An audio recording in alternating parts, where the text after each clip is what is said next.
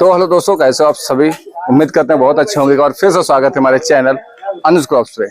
अभी हम पहुंचे हैं उत्तर प्रदेश का एक जिला है शाहजहांपुर, और शाहजहांपुर जिले में शाहजहांपुर में अभी हम लोग गलियों में खड़े हुए हैं। आज हम बात करने वाले हैं शहीद आजम अशफाक उल्लाह खां की। जी हाँ दोस्तों, जिन्होंने आज़ादी दिलाने में या कहें उसी मुहिम में एक ऐसे घटना को अंजाम दिया जो अंग्रेजों को हिला के रख दी। और इनका नाम है, ये कोई परिचय के मोहताज नहीं है, इनका नाम है शहीद आजम अशफाक उल्लाह खां। इनका जन्म 22 अक्टूबर 1900 में हुआ था और साधारण परिवार में जन्मे ये शाहजहांपुर में। कुछ ही दूरी पे आगे इनका घर भी है, वो भी मैंने एक ना एक वीडियो में आप लोगों को दिखाया हुआ है। इनके कुछ दो लाइनें हैं, मैं पढ़ना चाहूंगा। कोई आरजू नहीं, बस आरजू यही है, रख दे कोई जरा सी खाके वतन कफन में। ये इनकी कुछ लाइनें हैं। शायर भी थे एक, और उसके साथ साथ देश के लिए किए गए काकोरी कांड में इनका बहुत बड़ा हाथ भी था। काकोरी कांड को इन्होंने अंजाम दिया, जिसके तहत अंग्रेजों ने उसको एक डकैती का रूप देके फांसी सुनाई और 19 दिसंबर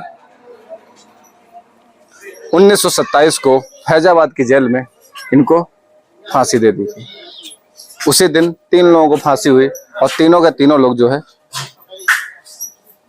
इसी कांड में शामिल थे, काकोरी कांड में।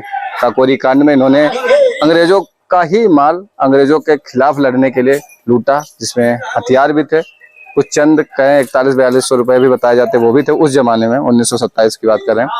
हथियार भी थे, जिसको अंग्रेजों ने फैला दिया कि ये डकैती करी है तो इनको सजा मिलनी चाहिए।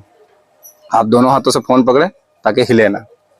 तो उन्हीं में ये दोषी इनको करार दिया गया और फिर सजा सुना दी गई और तीनों लोगों को अलग अलग जगह पे फांसी दी गई। जैसे कि राम प्रसाद बिस्मिल जी जो है गोरखपुर की जेल में बंद थे, तो उनको गोरखपुर में 19 दिसंबर को ही दी गई। इनको फैजाबाद में बंद किया गया था, तो इनको फैजाबाद में 19 दिसंबर को दी गई। और ठाकुर रोशन सिंह को इलाहाबाद में। यहाँ पर उनकी कब्र बनी हुई है, हम आप लोग को लेके चल रहे हैं भैया, जिससे मैंने खुलवाया। और कुछ लोग मुंबई से भी आए हुए हैं, आप लोगों को दिखाएंगे। उनका देखिए यहाँ पे कितना बढ़िया वो बनाया गया है कि पार्क जैसा घूमने के लिए। और यहाँ पे जो भैया लोग रहते हैं उन्होंने बताया कि 15 अगस्त, 2 अक्टूबर, 19 दिसंबर और 26 जनवरी को यहाँ पे उत्सव मनाया जाता है इनकी याद में। निकालेंगे यहाँ से जूते और चलेंगे हम लोग अंदर।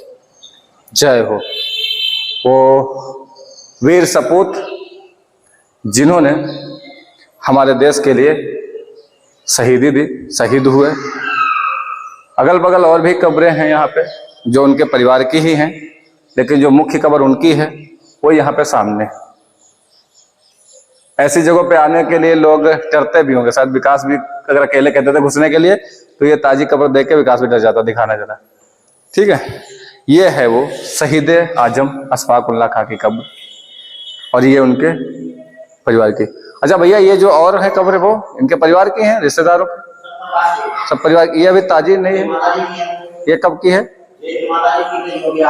हाँ अच्छा, देखो इनसे इतनी बढ़िया बात हम करना भूल गए, शायद किसी वीडियो में करेंगे। इनका भी नाम अशफाक उल्लाह खां है, इन्हीं के नाम पे रखा है इनका नाम। आप कब से काम कर भैया? हम नगर निगम में काम करते हैं। अच्छा, तो यहाँ पर आते रहते हैं सफाई के लिए आते रहते हैं। यहाँ पर किसी कोई प्रोग्राम होता है सफाई करने आते हैं। ये जगह पहले सोचा है नई बनी है, हमें लग रहा है अभी। जी हाँ, जल्दी और बाकी पार्क है बहुत पुराना है, ये सब जल्दी पार्क पुराना, ये स्मारक मतलब नया बन गया। ये वाली है मेन, मेन ये है। अब आप लोग देख लो भैया, ये है ऐसे शहीद जो पहले हिंदू मुस्लिम के लिए नहीं लड़ते थे, देश के लिए लड़ते थे, देश को आजाद कराने के लिए अंग्रेजों से लड़ा करते थे। आज तो हिंदू मुस्लिम सिख ईसाई आपस में ही लड़ रहे हैं। भैया देखो, पंडित राम प्रसाद बिस्मिल ब्राह्मण परिवार से, अशफाक उल्लाह खां जी मुस्लिम परिवार से, ठाकुर रोशन सिंह ठाकुरों के परिवार से राजपूत, तीनों लोगों के मिलकर देश के लिए लड़े, शहीद हुए। एक वैसे तो राम प्रसाद बिस्मिल जी की इनकी दोस्ती की बहुत मिसाल दी जाती है ना, बहुत मिसाल दी जाती है। मतलब कहते जय वीर, आज के उस जमाने के जय वीरों की जोड़ी जो आजकल शोले फिल्म में देखते हो उस तरीके की थी। लेकिन हाँ, आज देखने के लिए उनकी याद में, उनकी यादों को ताजा करने के लिए कुछ ऐसी जगह है, उनका घर है, उनके परिवार के लोग हैं जो यहाँ हमें कम से कम मिल तो सकते हैं, ये चीजें देखने को तो मिल सकती हैं। कहीं कहीं तो और जो क्रांतिकारी हुए, कई क्रांतिकारी तो ऐसे हैं जिनका अभी कोई नामो निशान नहीं, न घर बचा है, न उनका कुछ मतलब कुछ हिस्सा ही नहीं उनके जीवन का बचा हुआ है, लेकिन उन्होंने देश के लिए बहुत बड़ा योगदान दिया। ये खबर उनकी है, आप लोग देख सकते हो। तो नमस्कार दोस्तों, अभी हम पहुंचे हैं उत्तर प्रदेश से एक जिला है जिसका नाम है शाहजहांपुर।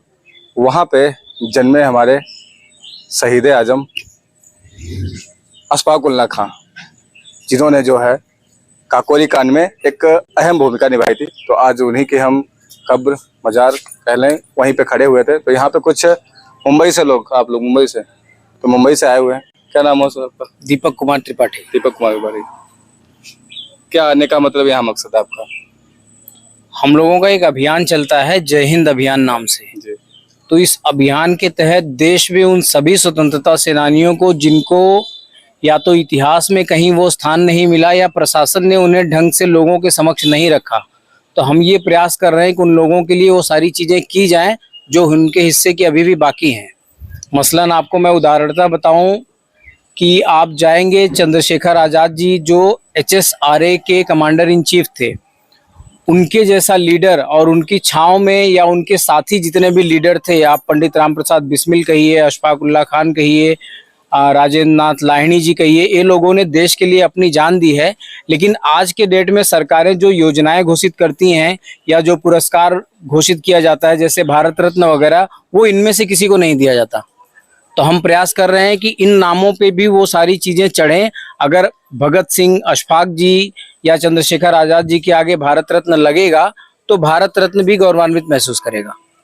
जिस तरीके से भैया जी का कहना यह है कि आजकल आप तो जैसे मुंबई से हैं, महाराष्ट्र से हैं, वहाँ पे बड़े बड़े अभिनेता, ठीक है, उनको हीरो मानते हैं। आजकल के जो नौजवान हैं उनमें से हम लोग भी आते हैं, लेकिन आजकल के बच्चे जो है उनको हीरो मान के बैठे हैं। लेकिन जो देश के असली हीरो हैं, शायद जिनको अभी 2 बच्चे हमें मिले थे पीछे ही, अभी इंटर के थे, उनसे मैंने नाम पूछ लिया तो उनको पता नहीं है। हमने कहा इंटर में पढ़ रहे हो, आपको शाहजहांपुर में रह रहे हो और इसी गली से निकल रहे हो, रास्ते में कभी पढ़ते नहीं आप, तो फिर वो मुंह बना के निकल गए आगे। तो ये वाली बात है भाई, इसी मुहिम को भैया जी लेके आगे चल रहे हैं कि इनके बारे में लोगों को पता होना चाहिए, जागरूक होना चाहिए कि किस तरीके से देश के लिए इन लोगों ने आज़ादी के लिए लड़ा और हम लोगों को आज़ादी दिलाई, जिसके बलबूते पे आज हम लोग ताल ठोकते हैं।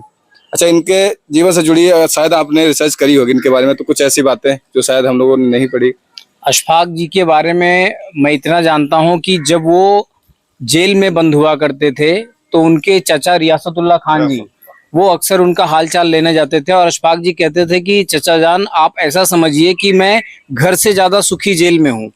और जब उन्हें फांसी की सजा सुनाई गई थी, सजा सुनाने के पहले जो उनका वजन था, सजा सुनाने के बाद वो वजन बढ़ा हुआ था उनका। तो इसका अर्थ ये होता है कि सजा सुन के अंदर उनके अंदर एक जुनून सा जागा कि अब मैं देश के लिए मर रहा हूँ।